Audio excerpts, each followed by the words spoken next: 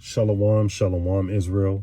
Brother Uzziah, WFI Bay Area, coming with a quick breakdown through the spirit of who the Gentiles are in the New Testament. But I first want to give all honor, glory, and praise to the Most High God, Yahweh, and I want to reverence his son, Wamalak Yahweh Shai and Mashiach, who the world ignorantly calls Jesus the Christ.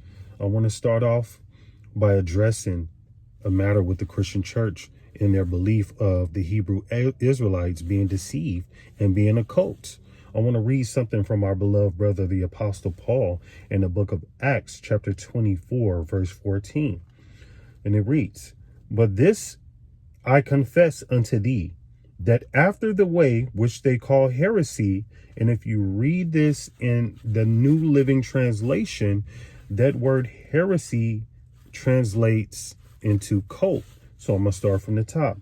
"But this I confess unto thee, that after the way which they call heresy, so worship I the God of my fathers, believing all things which are written in the law and in the prophets." Now, aren't the Israelites out in the highways and the byways online, believing and pushing everything that the prophets said? Don't we get ridiculed for reading the Old Testament? Aren't we the ones telling everybody to believe Moses, to follow the law, statutes, and commandments of the Most High God?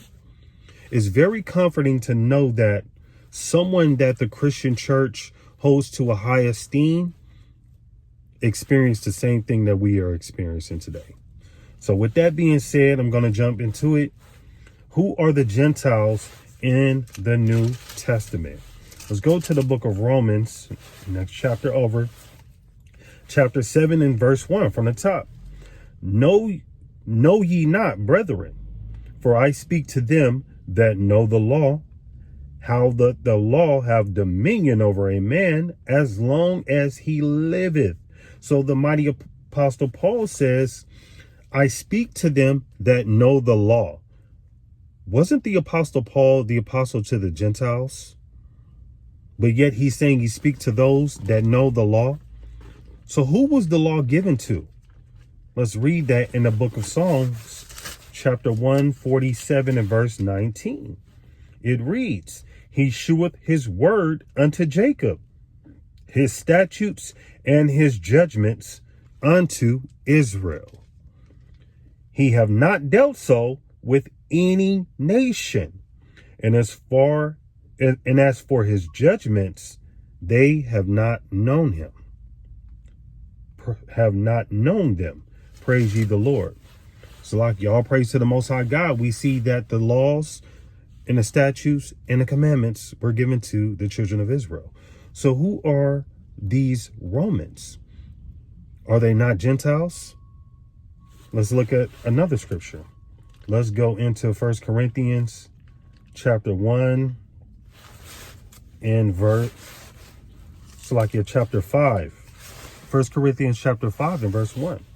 And it reads, It is reported commonly that there is fornication among you, and such fornication as is not so much as named among the Gentiles, that one should have his father's wife.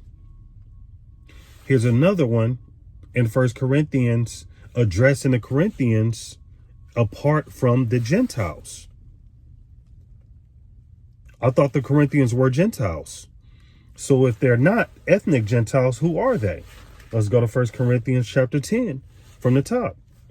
Moreover, brethren, I would not that ye shall be ignorant how that all our fathers were under the cloud, and all passed through the sea, and were baptized unto Moses in the cloud and in the sea, and did all eat the same spiritual meat.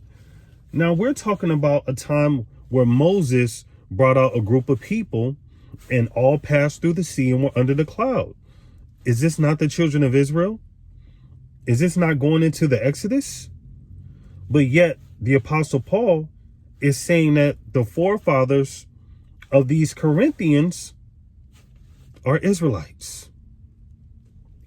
I can keep going, but I'm going to stop right there. Because when you when you read the scriptures with cognitive dissonance, or when you come with a preconceived notion, it's easy to believe a lie and to refute what the truth is. All praise to the Most High God Yahweh. Shalom.